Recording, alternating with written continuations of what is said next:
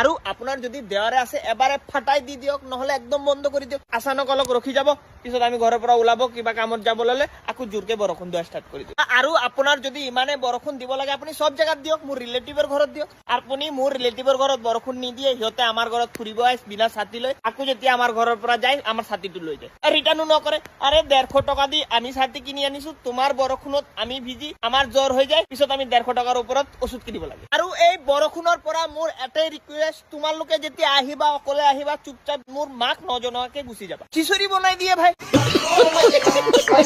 আৰে মানুহৰ ঘৰত বৰষুণ দিলে পোলাও মাংস কিমান পাতি চলে, মোৰ ঘৰত খিচুৰি আৰু আলু ভাজি। ওপৰছে ইমান গৰম খিচুৰি দিয়ে, হাতত লৈ ৰাখিব নোৱাৰো, মুখত সোমাই দিও, জিভলৈকে জ্বলি যায়। আৰু এই বৰষুণ আহাৰ লগে লগত কেইটামান নমুনাৰ সৃষ্টি হৈ যায়, তাৰ মাজতে এটা নমুনা মোৰ ঘৰতে আছে, মোৰ ভণ্টি।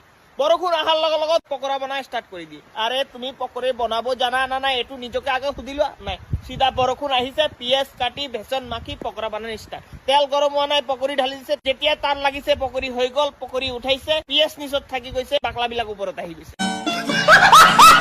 আৰু কিছুমান ছোৱালী আছে হিন্দুস্তানৰ পৰা এতিয়াতো টিকটক গুচি গৈছে, কিন্তু সিহঁতৰ টিকটকৰ আত্মাটো এতিয়ালৈকে যোৱা নাই। বৰষুণ আহি মাটিত পৰিব নোৱাৰে, সিহঁতৰ ষ্টাৰ্ট হৈ যায়।